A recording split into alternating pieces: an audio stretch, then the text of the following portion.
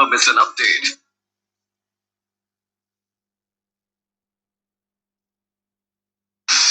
Subscribe now and press the bell icon. Never miss an update.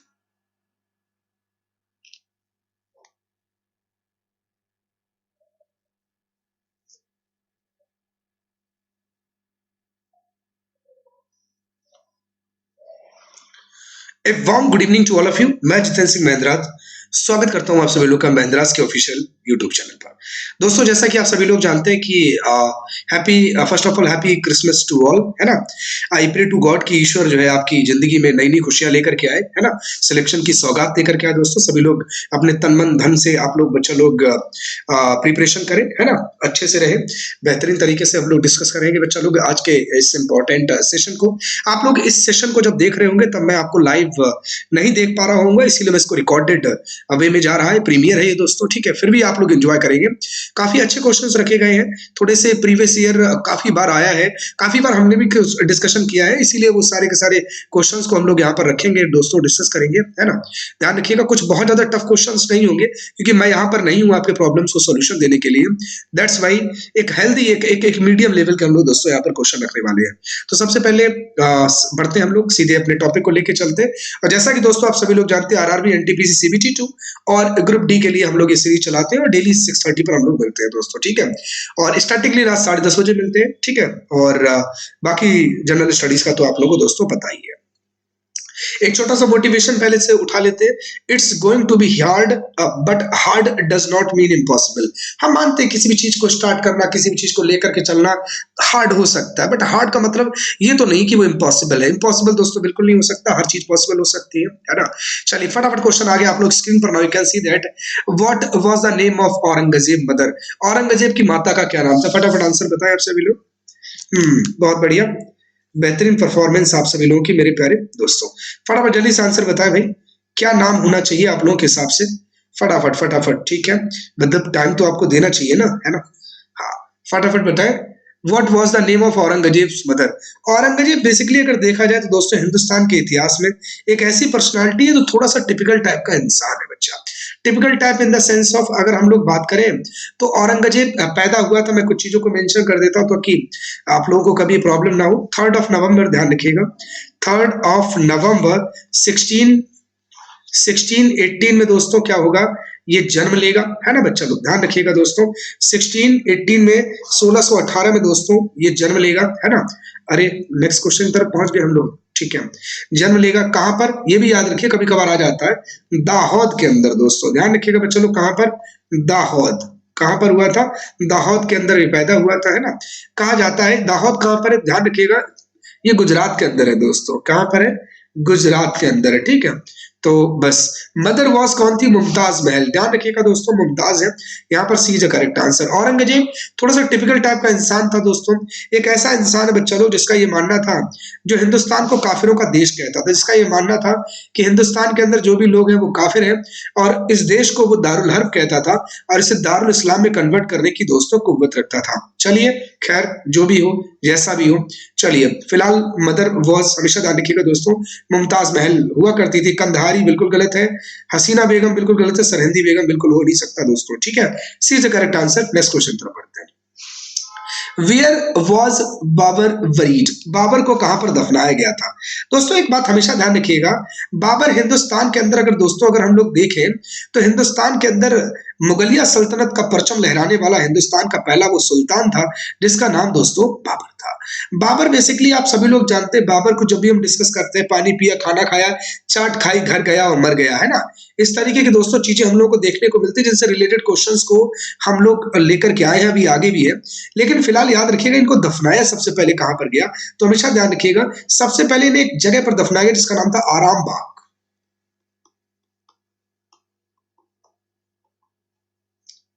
आराम बाग के अंदर दोस्तों दफनाया गया। ये कहां पर है? ध्यान रखिएगा बच्चा लोग, ये आगरा के अंदर है।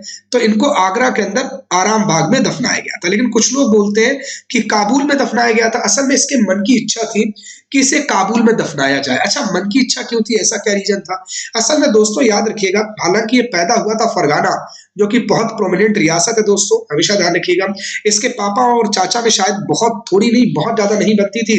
इस वजह से थोड़े समय he was only 11 years old, 11 वर्ष की एज में इसने क्या किया, इसके सिर से पापा जी का साया उठ गया। मतलब षड्यंत्र के द्वारा इसके चाचा जी ने पिताजी की हत्या करवा दी। इस तरीके से मतलब बचपन के दिनों में ही विपत्ति जो है इसके ऊपर पूरी तरीके से टूट पड़ती है। फिर ये बच्चा तैयार होकर निकलता है और काबुल को तलवार के दम पर सबसे पहले विजिट करता है। दोस्तों ध्यान रखिएगा, इसके जीवन का सबसे पहला अभियान जो कि तलवार के दम पर हुआ और उसने काबुल को जीता। इसीलिए इसके दिल में एक जगह है, किसको लेकर के? बच्चा लोग हमेशा ध्यान रखिएगा दोस्तों, काबुल को लेकर के। तो इसीलिए कहा जाता है इसके मन की इच्छा थी कि इसे काबुल के अंदर दफनाया जाए, तो इसीलिए दफनाया भी जाएगा। तो आफ्टर सम टाइम दोस्तों इसे काबुल के अंदर दफना दिया गया था। ठीक है दोस्तों, ध्यान रखिएगा, वहां पर इसे सुपुर्दे खाक किया गया था। कंफर्म हुआ दोस्तों, है ना? कल भी कंफ्यूज मत होइएगा। फिलहाल दफनाया गया काबुल। अगर काबुल ऑप्शन ना होता तब हम आगरा की तरफ विचार करते हैं। आपको ना अकॉर्डिंग टू द क्वेश्चन दोस्तों चल रहा है। नेक्स्ट क्वेश्चन की तरफ बढ़ते हैं अपन। Next question, what was the main reason to win the battle of Panipat by Babur? Babur द्वारा पानीपत की लड़ाई जीतने का मुख्य कारण क्या था? Military skills was great, he was very clever, in his technique of war, none. यहाँ पर एक वर्ड आता है तुगलमा पद्धति। असल में देखो एक बात हम आपको बताएं, बाबर हिंदुस्तान के अंदर आएगा, ठीक है, हम आपकी बात को पूरी तरीके से मानते हैं। ये हमारे इंडिया का दोस्तों मैप है, ठीक है। यहाँ पर बच्चा लोग अगर हम लोग बात करें तो यहाँ पर है वो पर्सन जिसका नाम है बाबर।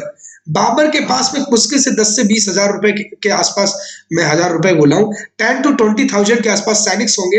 और Ibrahim Lodi, he was the king यार, he was the king of India, वो हिंदुस्तान का सुल्तान था। दोनों में ना तो किसी बात की बराबरी है, दोनों में ना तो किसी बात का सामंजस्य, लेकिन फिर भी बाबर जीत जाएगा। इनके पास कहा जाता है कि 2 लाख के आसपास सैनिक ही हुआ करते थे। तो कैसे पॉसिबल हो सकता है कि 20,000 लोग जो है 1 लाख के आसपास लोगों को क्या कर सकेंगे, वहां पर बच्चा लोग वो ध्वस्त कर सकेंगे? ऐसा हो सकता है क्या? मुझे तो बिल्कुल भी नहीं लगता, मुझे तो बिल्कुल भी नहीं लगता दोस्तों, ठीक है। बिल्कुल भी ये इस तरीके का हो ही नहीं सकता, ये नहीं, बिल्कुल नहीं हो सकता डेफिनेटली। तो बच्चा लोग अब समझ में आ गया। अब आई होप सो कि आप लोग इन बातों को समझ चुके होंगे, है ना। यहाँ पर अगर हम लोग नोटिस करें, कुछ ना कुछ टेक्निक्स हैं बाबर की, जैसे तुगलमा पद्धति। मैं यहाँ पर मेंशन कर देता हूं तुगलमा पद्धति। तुगलमा तुगलमा एक टेक्निक्स है दोस्तों, तुगलमा पद्धति।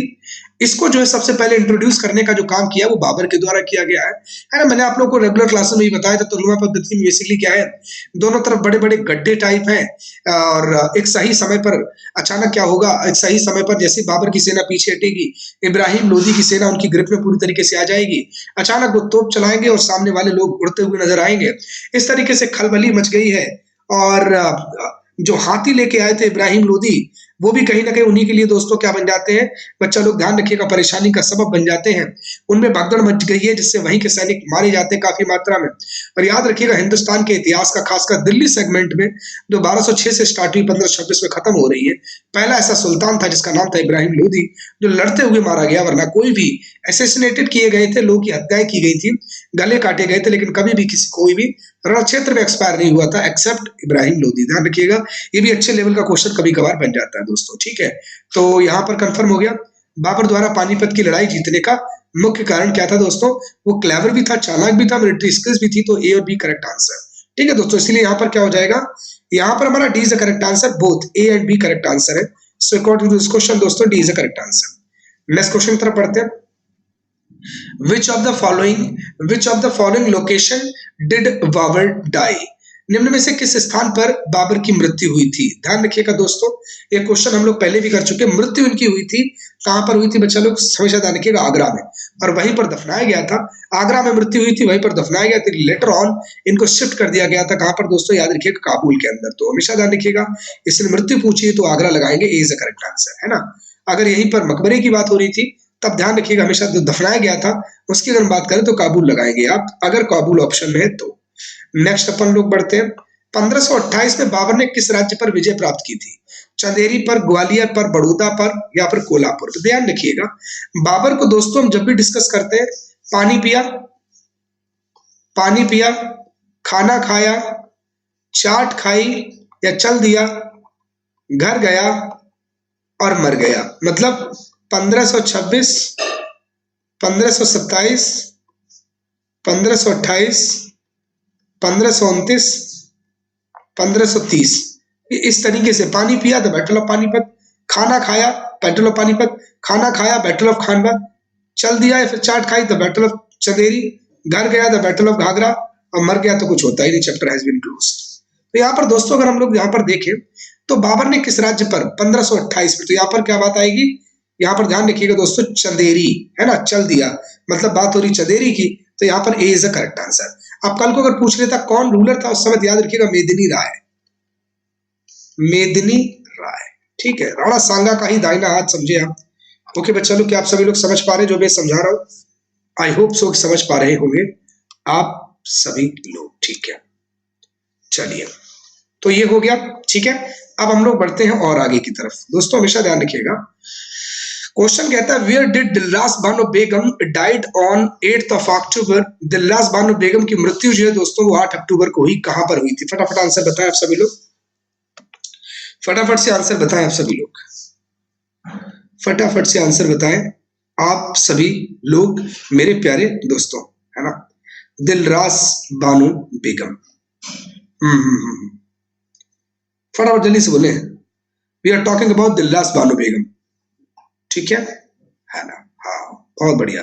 दिलरास बानो बेगम की मृत्यु 8 अक्टूबर, पहले तो ईयर बताइएगा कहां पे है ना, ध्यान रखिएगा दोस्तों, मैं बताता हूं आपको, 8 of October 1657 को हुई थी। कुछ इतिहासकार कहते 34 एज थी, 35 जो भी है यार, मतलब इस तरीके की एज थी। कहां पर एक्सपायर हुई थी? औरंगाबाद, औरंगाबाद में एक्सपायर हुई थी। कौन? Dilras Banu Begum, C is the correct answer. Okay बच्चा लोग, चलिए नेक्स्ट क्वेश्चन की तरफ बढ़ते हैं अपन। द बिल्डर ऑफ बीवी का मकबरा वाज, मतलब बीवी का मकबरा बनाने वाला कौन था? हु वाज द बिल्डर, है ना, तो कौन था, किसने उसको बनाया था, कौन बिल्डर था बच्चा? तो बीवी का मकबरा का निर्माता दोस्तों हमेशा ध्यान रखिएगा, शाहजहां, अकबर, जहांगीर, औरंगजेब। क्या कहना है आपका? आप लोग फटाफट जल्दी से बताएं, देन हम लोग यहाँ पर डिस्कस करते हैं मेरे प्यारे बच्चों। ध्यान रखिएगा दोस्तों, बीबी का मकबरा भी कहते हैं इसको, ब्लैक ताजमहल भी कहते हैं, ब्लैक ताजमहल भी कहते हैं, ब्लैक ताज, इसे साउथ का साउथ ताजमहल भी कहते हैं। चलिए खैर जो भी है ना, इसे ताजमहल की फूहड़ नकल भी कहते हैं, अलग अलग तरीके के नाम है, बहुत सारे वेरियस नेम्स है, लेकिन कहीं ना कहीं वो इन्हीं से ही मतलब नाता रखते हैं दोस्तों, ठीक है बच्चों लोग, हमेशा ध्यान रखिएगा। तो यहाँ पर करेक्ट आंसर आप लोगों का दोस्तों क्या हो जाएगा? तो हमेशा ध्यान रखिएगा, बीवी का मकबरा का निर्माता कौन था? वो औरंगजेब था, D is the correct answer, है ना। चलिए next, who was defeated in the battle of Dharmat, Dharmat के युद्ध में कौन पराजित हुआ? देखिए एक बात हमेशा ध्यान रखिएगा, शाहजहां सबसे ज्यादा जिस बच्चे को अपने प्यार करता था उसका नाम दारा शिकोह था, और शाहजहां का यह मानना भी था दोस्तों कि दारा शिकोह ही गद्दी पर बैठे। सच में पर्सनली मैं अगर ओपिनियन दोस्तों दूं अपना, तो खुद वो चाहते थे कि वो यही पर्सन जो है गद्दी पर बैठे, उनका मन था, इनके अंदर की दोस्तों भावनाएं थी कि वही गद्दी पर बैठे। और दारा शिकोह के पास क्वालिटी भी थी, हिंदुओं के ग्रंथों को भी स्टडी किया था, कहीं ना कहीं ये ऐसा बंदा निकल करके आता जो हिंदू मुस्लिम कोलैबोरेशन को साथ लेके चलता, लेकिन होनी को कुछ और मंजूर था। अचानक जैसे ही दारा शिकोह को बुलाया जाता है, तो तुरंत अचानक जो है बड़े बड़े जितने भी भाई हैं उन सबके कान खड़े हो जाते हैं। मतलब वही है, बड़े भैया को बुलाया गया, पापा की तबीयत खराब है, इस वक्त रास्ते तलक की करो तैयारी, है ना। तो वैसे यहाँ पर होता, कई सारे बैटल होते हैं, जिनमें से 2 बैटल तो बहुत इंपॉर्टेंट है, बैटल ऑफ सामूगढ़ और बैटल ऑफ धर्मत, ठीक है दोस्तों ध्यान रखिएगा। यहाँ पर हम लोग इन दोनों के दोनों बैटल को, देवराज वगैरह इतना इंपॉर्टेंट नहीं है, लेकिन इन दोनों बैटल को हम लोग डिस्कस करने वाले हैं। सबसे पहली बात कर लें, battle of Dharmat, Dharmat DHARMAT, ये किसके, मतलब इसमें कौन हारा था, कौन पराजित हुआ? फटाफट आंसर बताएं आप सभी लोग, मेरे प्यारे दोस्तों। मुझे लगता है कि आप लोग इन क्वेश्चंस का आंसर दे सकते हैं और बड़े ही आराम से दे सकते हैं, इसमें किसी भी तरीके का दोस्तों कोई भी कंट्राडिक्शन नहीं है। चलिए मैं इसको मेंशन करता हूं, हमेशा याद रखिएगा, द बैटल ऑफ धर्मत के अंदर, है ना, बहुत इंपॉर्टेंट बैटल था, औरंगजेब और दारा शिकोह के बीच में हुआ था। मैं यहाँ पर लिख देता हूँ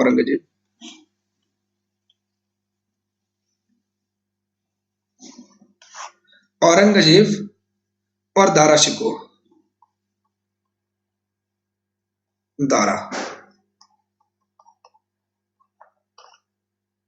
दारा शिकोह, ठीक है दोस्तों ध्यान रखिएगा। औरंगजेब और दारा शिकोह के बीच में हुआ था। चलिए खैर सही है। यहाँ पर हमेशा ध्यान रखिएगा, Dara Shikoh was defeated by Aurangzeb, Aurangzeb के द्वारा दारा शिकोह को हरा दिया गया था। धर्मत के युद्ध में कौन पराजित हुआ?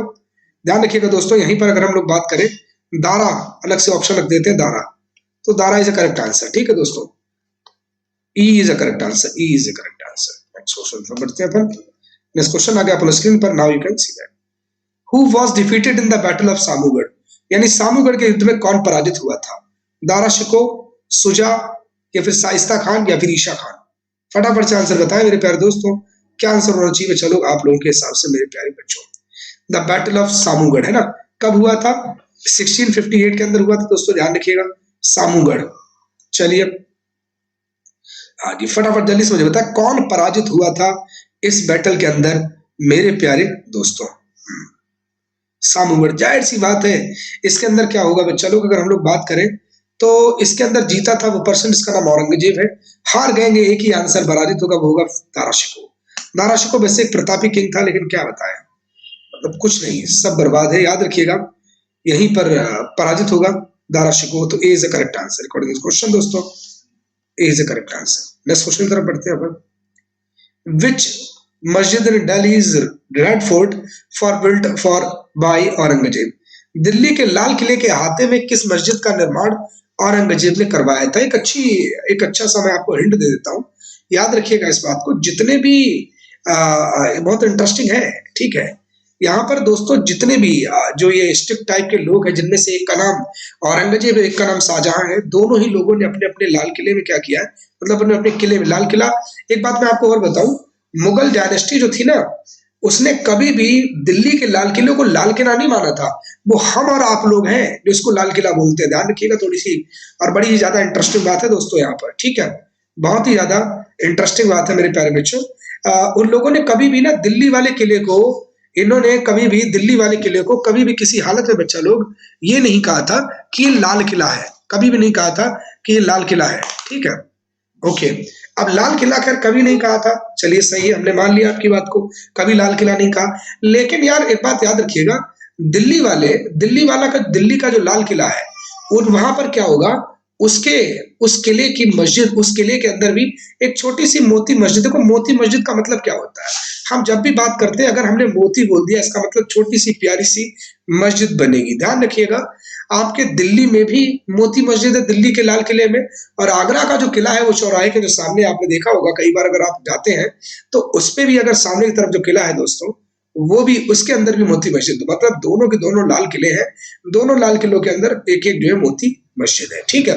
और ये एक अच्छी बात ये है, उस समय वुमेन एम्पावरमेंट हम लोग को देखने को मिलता है कि ये जो देखने को मिलती है मस्जिदें, ये अपनी अपनी बेटियों के कहने पे लगवाई गई थी। मतलब औरंगजेब ने अपनी बेटी की जिद की वजह से दिल्ली के लाल किले के अंदर एक मोती मस्जिद बनवाई गई थी। और अगर हम लोग यहाँ पर बात करें शाहजहां की, तो उन्होंने जो आपका बेसिकली अगर देखा जाए तो क्या बोलेंगे, अच्छा दिमाग से नाम उतर गया, हाँ आगरा, ठीक है। इन्होंने क्या किया, तो आगरा का जो किला है, उस किले के अंदर दोस्तों अगर देखा जाए तो इन्होंने अपनी बेटी के लिए वहां पर मोती मस्जिद का निर्माण करवाया। तो यहाँ पर बात हो रही किसकी, दिल्ली के लाल किले की। तो दिल्ली के लाल किले में जो मस्जिद है, वो उसका निर्माण औरंगजेब ने कराया था, ठीक है। तो कौन सी है वो Moti Masjid is correct answer, बिल्कुल ऑब्वियसली दोस्तों आप लोग आंख बंद करके लगा सकते हैं, Moti Masjid is correct answer, ठीक है बच्चा लोग। चलिए मोती मस्जिद पूरी तरीके से दोस्तों क्या हो गया, करेक्ट आंसर हो गया, है ना। चलिए नेक्स्ट क्वेश्चन की तरफ बढ़ते हैं अपन। Where was Aurangzeb buried, Aurangzeb को कहां दफनाया गया था? इस क्वेश्चन का सही आंसर मुझे बताएं आप सभी लोग। औरंगजेब, एक बात याद रखिएगा, अगर आप लोगों ने कभी मूवी देखी होगी तानाजी मालुसरे, है ना, तानाजी मालुसरे में अगर दोस्तों अगर देखा जाए तो एक चीज आपने कभी नोटिस किया होगा, तानाजी जो मालुसरे है उसके अंदर एक नोटिस किया होगा, औरंगजेब को बार बार एक वर्ड बोला जाता है, आलमगीरपुर।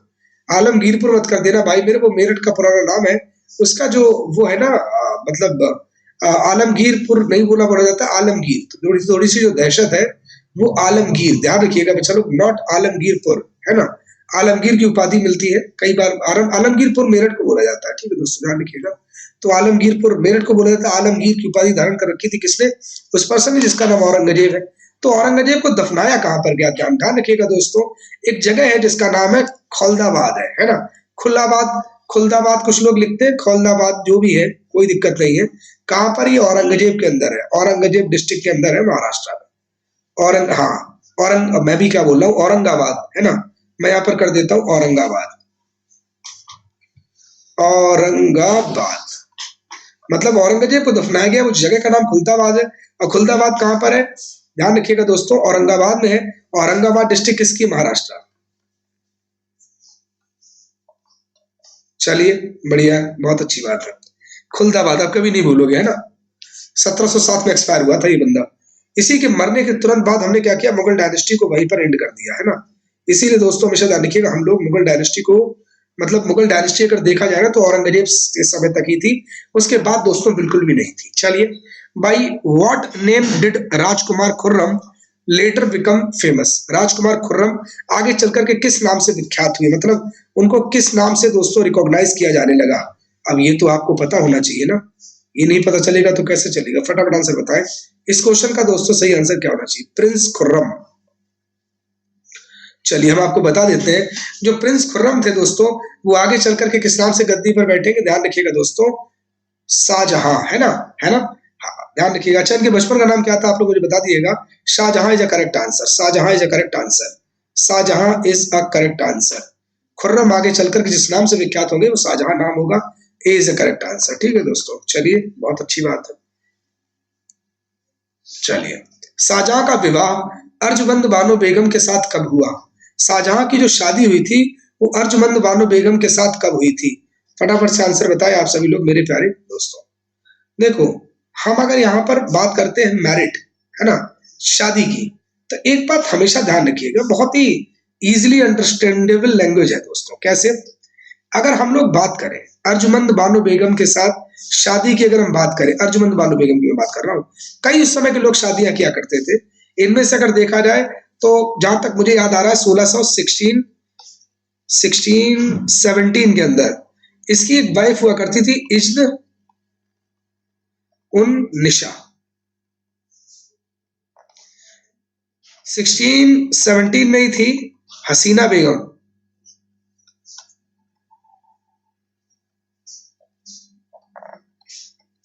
हसीना बेगम, ध्यान रखिएगा। लेकिन मुमताज महल के साथ हुई थी, पूरी डेट हम बता देते हैं, 10 मई 1612, 1612 के अंदर।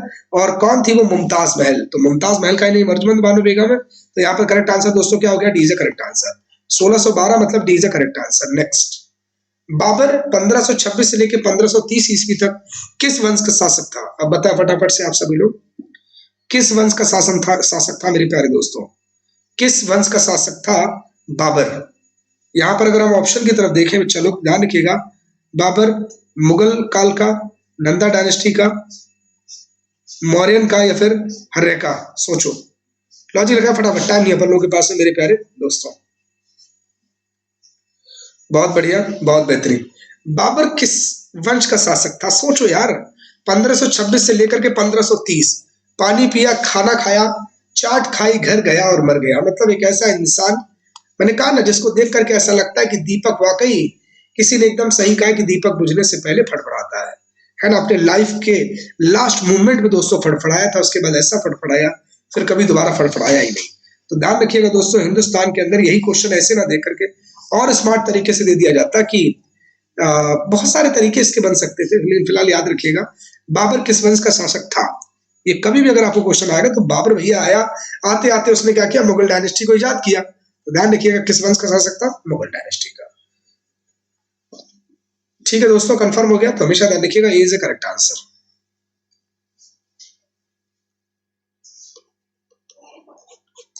चलिए नेक्स्ट, बाबर का जन्म कहां हुआ था? दिल्ली में, कराची में, फरगाना में, या फिर सिराज में? फटाफट जल्दी से मुझे बताएं।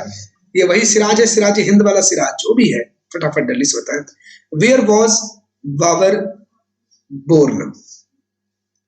बाबर का जन्म कहाँ हुआ था? चलिए मैं आपको बता देता हूँ, ध्यान रखिएगा, फरगाना बहुत ही प्रोमिनेंट रियासत है, एक बड़े से मतलब जो है बचा दिया गया है बाबर को। चलिए खैर, उनकी अपनी किस्मत बहुत अच्छी थी।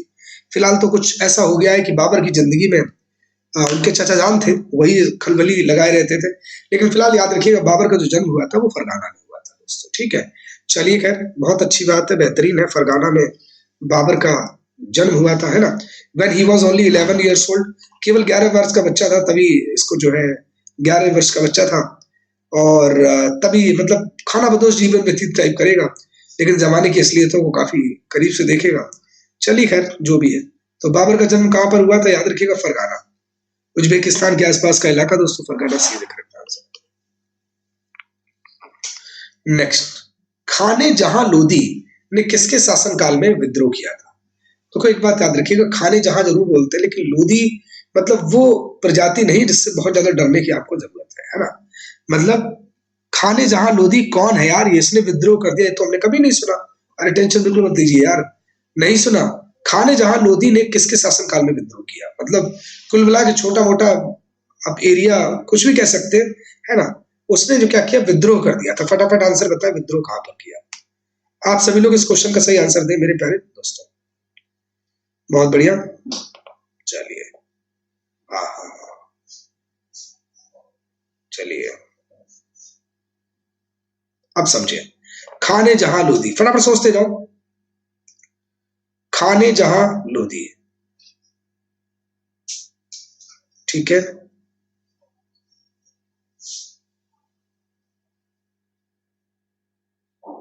खाने जहां लोदी लोग कंफ्यूज हो रहे हैं ना। याद रखिएगा दोस्तों, शाहजहां के शासनकाल में इसने विद्रोह किया था। किसने? खाने जहां लोदी ने। तो C is correct answer. Next, in which of the following cities did Shah Jahan Shah Jahan build the Moti Masjid? Shahjahan ने निम्न में से किस शहर में मोती मस्जिद का निर्माण करवाया? अब भैया इस क्वेश्चन का आंसर तो आप ही लोग दीजिए, बहुत सिंपल है यार, मैंने कई बार बताया है। अब आप लोग इसके बाद भी अगर गलत करके आएंगे तब तो यार डिस्ट्रिक्ट, तब तो यार प्रॉब्लम नहीं, शहर प्रॉब्लम है दोस्तों, ठीक है। फटाफट से आंसर दें, इस क्वेश्चन से आंसर क्या होना चाहिए? किस शहर में शाहजहां ने मोती मस्जिद बनवाई? मतलब इतनी बार बनवाई कि मतलब बनवाई एक ही, लेकिन इतनी बार क्वेश्चन आ चुका है, बहुत बार क्वेश्चन आ चुका है। शाहजहां ने निम्न में से किस शहर में मोती मस्जिद बनवाई? अरे सिंपल सी बात, अपनी बेटी के लिए यार। जहांगीर ने, यहाँ पर अगर हम बात करें तो औरंगजेब ने अपना काम किया, ये अपना काम कर रहा है। शाहजहां ने दोस्तों हमेशा ध्यान देखिएगा, मोती मस्जिद बनवाई गई थी। फटाफट आंसर बताएं, इसका सही आंसर क्या होना चाहिए? मोती मस्जिद यार। अरे भाई सिंपल सी बात है। पहली बात तो दिल्ली में भी है, और दिल्ली के बाद अगर हम लोग यहाँ पर देखें तो आपके आगरा में भी है। बात हो रही शाहजहां की, है ना। तो इनकी मोती मस्जिद जो है अगर देखा जाए तो कहाँ पर, तो यहाँ पर एक ही करेक्ट आंसर हो जाएगा। समझ रहे हैं ना मेरा कहने का मतलब क्या है? भाई शाहजहां ने है तो शाहजहां की तो आगरा आगरा में हो जाता, एक दिल्ली होता तो हम लोग थोड़े से कंफ्यूज होते। आप लोग भी इसमें थोड़ा सा मतलब प्रॉब्लम में फिर कंट्रडिक्शन बनता है, ऐसा बिल्कुल नहीं बनना चाहिए, ध्यान रखिएगा। छोटी छोटी चीजें आपको लगती लगेगा कि इधर उधर जा रहा है, इधर उधर नहीं, वो कहीं ना कहीं डायरेक्टली डायरेक्टली आपके करंट से ही रिलेटेड है और आ जाता है इशू। चलिए खैर, कोई प्रॉब्लम नहीं, कोई कंट्राडिक्शन नहीं। तो मोती मस्जिद ध्यान रखिएगा, आगरा में शाहजहां की बात आ रही। यहीं पर अगर दिल्ली की बात होती तो कहाँ पर होता? तो आप सभी लोग समझदार है ना। और चलिए खैर, कोई बात नहीं। दिल्ली की बात होती तो जाहिर सी बात है कहाँ पर होता, लाल किले के अंदर होता, दोनों में है, ठीक है। चलिए, तो ध्यान रखिएगा दोस्तों, शाहजहां ने किस शहर में मोती मस्जिद बनवाई? तो याद रखिएगा दोस्तों, शाहजहां की बात हो रही तो Agra is a correct answer. ठीक है बच्चा लोग, Agra is a correct answer, absolutely Agra is a correct answer C. What is the meaning of Jahangir? Jahangir का अर्थ क्या है? मतलब जहांगीर का भी वन वर्ड सब्स्टिट्यूशन टाइप है? हाँ जी बिल्कुल है। और ऐसा ही नहीं केवल है, फर्जी हमने बोल दिया और है नहीं, ऐसा बिल्कुल नहीं है, ऐसा बिल्कुल भी नहीं है ना। फटाफट से आंसर बताए, इस क्वेश्चन से आंसर क्या होना चाहिए? जहांगीर का अर्थ क्या है दोस्तों? जहांगीर का बच्चा लोग अर्थ क्या है? What is the mean of this particular word guys? Jahangir का मतलब होता है स्ट्रॉन्ग पर्सन, या फिर पीसफुल पर्सन, पीसफुल मैन, या फिर आर्चर धनराशि, या फिर वर्ल्ड कॉन्क्योरर। फटाफट आंसर बताएं, जहांगीर का अर्थ क्या होता है? हम्म, ठीक है, जहांगीर का अर्थ क्या होता है? फटाफट आंसर बताएं।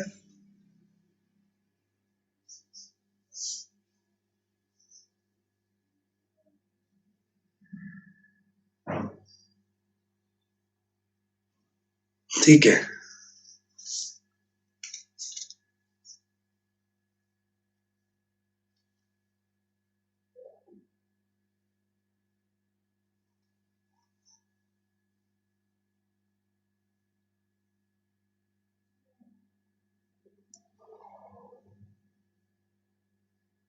अब समझिए मेरी बात, बड़ी गौर समझिएगा।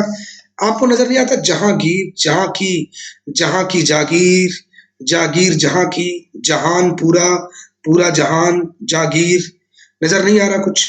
तो जहांगीर का अर्थ होता है स्ट्रॉन्ग मैन, जी नहीं। पीसफुल मैन कहां से हो सकते हैं?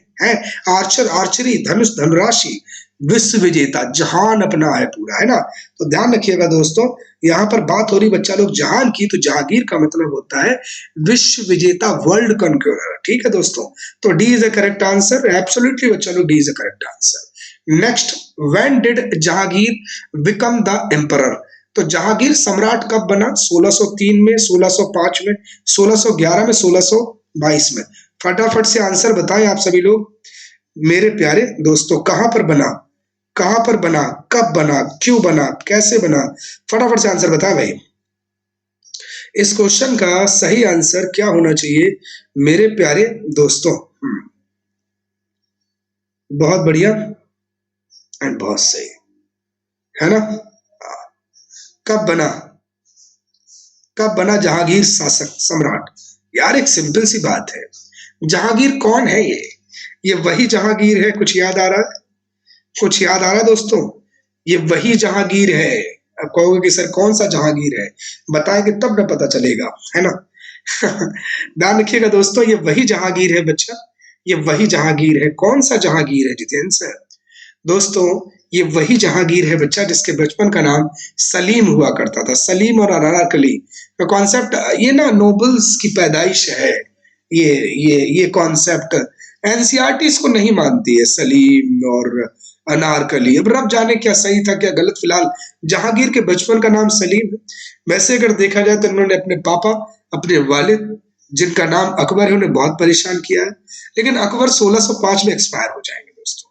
जैसे ही 1605 में एक्सपायर हो जाएंगे तो जाहिर सी बात है उनके थ्रोन पे जो बैठेगा वो बैठेगा वही पर्सन जिसका नाम जहांगीर है ना दोस्तों? ध्यान रखिएगा, जहांगीर मतलब सलीम, सलीम बैठेगा किसके नाम से? जहांगीर के नाम से। तो ये टाइम कब से था? 1605 में एक्सपायर हुए, तो जाहिर सी बात है ये कब गद्दी पर बैठेगा? 1605 में ही बैठेगा। तो यहाँ पर दोस्तों अगर देखा जाए तो B is the correct answer बच्चा लोग, एब्सोल्युटली बच्चा लोग, B is the correct answer. Next, Jahangir was the son of which Mughal emperor? मतलब जहांगीर किस मुगल बादशाह का पुत्र था? जहांगीर बाबर का था, हुमायूं का, अकबर का, शाहजहां का? ध्यान रखिएगा, मैं आपको क्रोनोलॉजी आपको बता देता हूँ। 1526 में बाहर से एक आदमी लाएगा जिसका नाम होगा बाबर। बाबर की एक संतान होगी जिसका नाम होगा हुमायूं। हुमायूं की एक तेजस्वी संतान होगी जिसका नाम होगा अकबर। अकबर का एक बेटा होगा जिसका नाम होगा जहांगीर। जहांगीर का एक बेटा होगा जिसका नाम होगा शाहजहां। शाहजहां का एक बेटा होगा, थोड़ा सा टिपिकल टाइप का होगा दोस्तों, एक बेटा होगा शाहजहां का जिसका नाम क्या है? जिसका नाम औरंगजेब। बस यही यहाँ पर चलता है, ठीक है दोस्तों, याद रखिएगा। तो जहांगीर किस मुगल बादशाह का बेटा था? ध्यान रखिएगा दोस्तों, बाबर, बाबर, बाबर के बाद में हुमायूं, हुमायूं के बाद में अकबर, अकबर के बाद में जहांगीर। तो जहांगीर की दोस्तों अगर यहाँ पर बात होती है, जहांगीर को अगर हम लोग यहाँ पर डिस्कस करते हैं तो एक बात हमेशा याद रखें दोस्तों, हमेशा ही आप लोग को याद रखना है, हमेशा आप लोगों को क्या याद रखना है कि अगर हम लोग यहाँ पर बात करते हैं, देखो बाप, ये क्रोनोलॉजी मैंने आपको एक बार बता दी है। आप कहीं से भी अगर क्रोनोलॉजी में इधर उधर अगर क्वेश्चंस आएंगे आप लोग कर ले जाओगे यार। जहांगीर किस मुगल बादशाह का पुत्र था? जाहिर सी बात है यार, किसका होगा? अकबर का होगा। जहांगीर से जस्ट पहले अकबर है, बस खत्म हो गया। अकबर का C is the correct answer. Okay मेरे प्यारे दोस्तों, चलिए नेक्स्ट क्वेश्चन की तरफ बढ़ते हैं अपन। whom did Babur in the battle of Ghagra, in the battle of Ghagra in 1529, in the battle of Ghagra in 1529, in 1529, in 1529, ठीक है? चलिए 1529 में 1529 में घाघरा के युद्ध में बाबर ने किसे पराजित किया? मैंने आप लोगों को स्टार्टिंग में ही बोला था यार, पानी पिया, याद आ रहा है कुछ? पानी पिया, खाना खाया, है ना, चल दिया, घर गया और मर गया। मतलब 1526, 26, 1527, 1528, 27, 28, 29, 1530, ठीक है दोस्तों? 1526 पानी पिया, खाना खाया, चल दिया, घर गया और मर गया। Panipat, Khanwa, the battle of Chanderi, the battle of Ghaghra and मर गया, ठीक है भाई? चलिए, तो 1529 में बात हो रही तो घाघरा, तो घाघरा, घाघरा में किसी एक रूलर का नाम नहीं मिलता दोस्तों, ठीक है? अधिकतर एग्जाम्स में एक वर्ड लिखा होता है, अफगान्स लिखा होता है, बस। क्या लिखा होता है दोस्तों? अफगान्स, बस अफगानों के खिलाफ। असल में बहलोल लोदी तो हो ही नहीं सकता, सिकंदर लोदी कैसी बात करते हो, अलाउद्दीन खिलजी, मतलब तौबा तौबा, तब तो फिर सब कुछ एक हो गया दोस्तों, है ना दोस्तों। ध्यान रखिएगा बच्चा लोग, यहाँ पर महमूद लोदी आपको लगा देना है, ठीक है, सी इज करेक्ट आंसर। हालांकि अधिकतर आपका जो है लिखा जाता है सीधे अफगान्स। क्वेश्चंस की तरफ आते हैं। In which year at at the which place, दो क्वेश्चन पूछे गए हैं। साल कौन सा था, वो जगह कौन सी थी जहां पर इंडियाज, भारत का पहला नेशनल एंथम वाज संग फॉर द फर्स्ट टाइम, मतलब किस साल और किस जगह पर पहली बार भारत का राष्ट्रगान दोस्तों गाया गया। 1911 का कोलकाता अधिवेशन, 1912 का लखनऊ अधिवेशन, 1913 का दिल्ली और 1914 का बंबई यानी बॉम्बे। अब फटाफट आंसर बताएं, एकदम एक ही क्रोनोलॉजी पर यहाँ पे चीजें सारी चीजें मेंशन होंगी। फटाफट आंसर बताएं आप सभी लोग मेरे प्यारे दोस्तों, फटाफट जल्दी से। I am waiting for your response. देखिएगा इनमें ना बड़ा कंफ्यूजन होता है लोगों को, है ना, राष्ट्रगान राष्ट्रगीत में नहीं कंफ्यूजन होना चाहिए, है ना। याद रखिएगा वो डेट कौन सी थी, मैं यहाँ पर कर देता हूँ 20, मैं यहाँ पर लिख देता हूँ, यहाँ पर लिख देता हूँ 27 दिसंबर 1911 का समय था।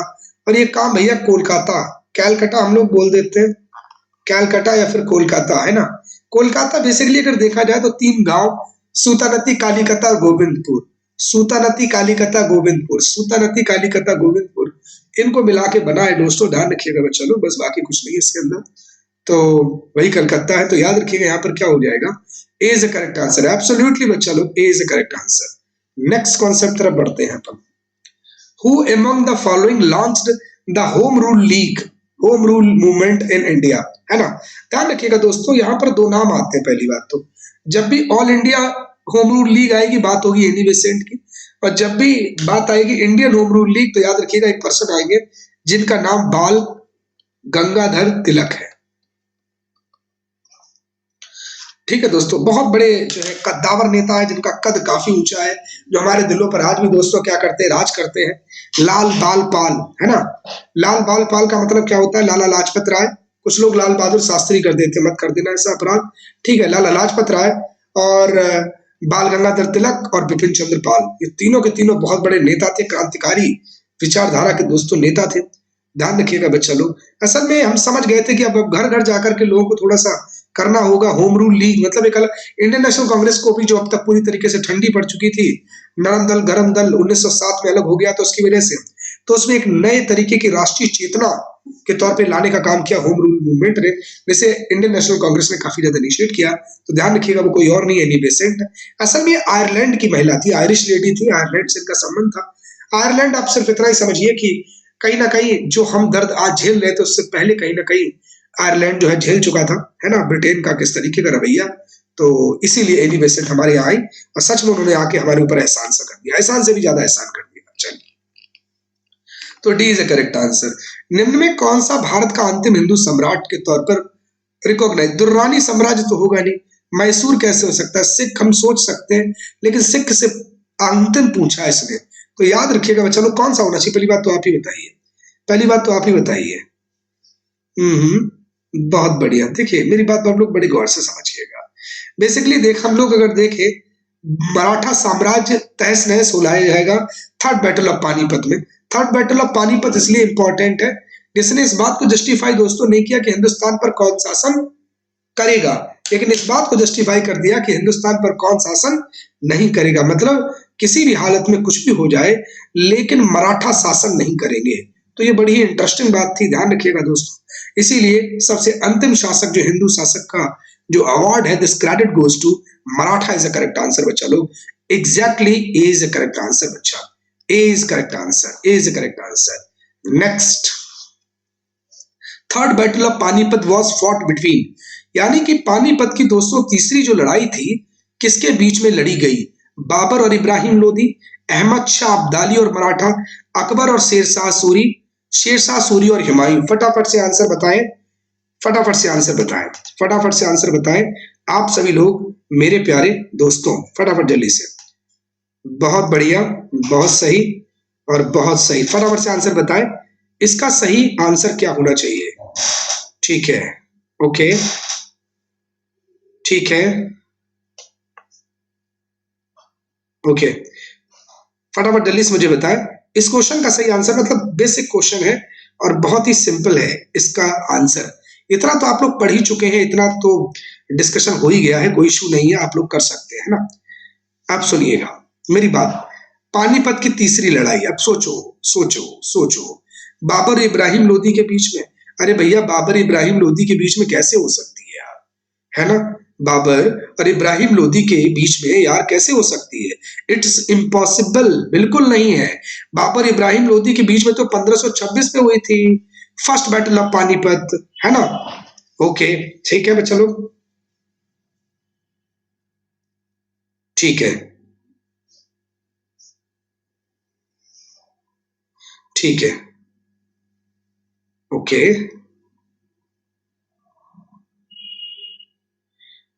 ओके। अब सुनिए मेरी बात बड़ी गौर से समझिएगा, बाबर और इब्राहिम लोदी, है ना, नहीं हो सकता।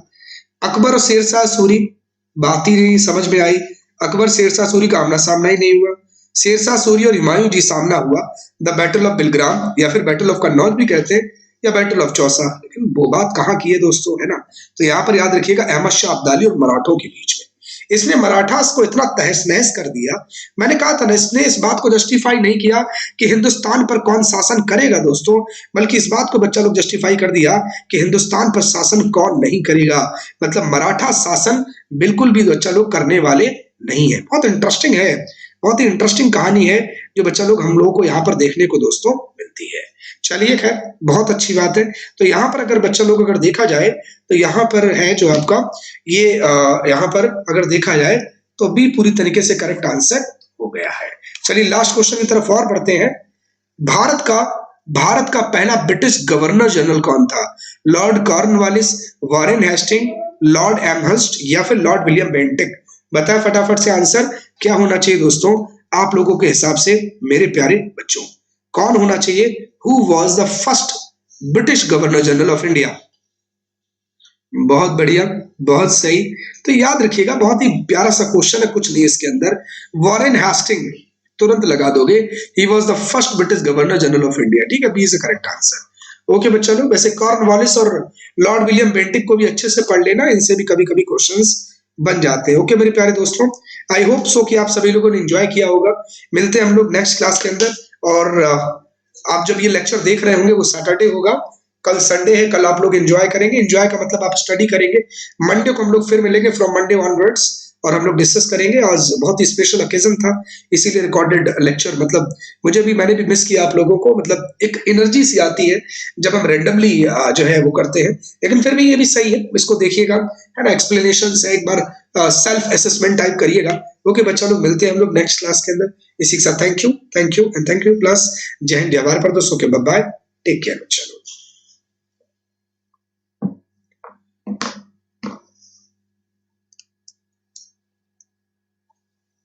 जी क्लास है कंप्लीशन की ओर। ओके दोस्तों,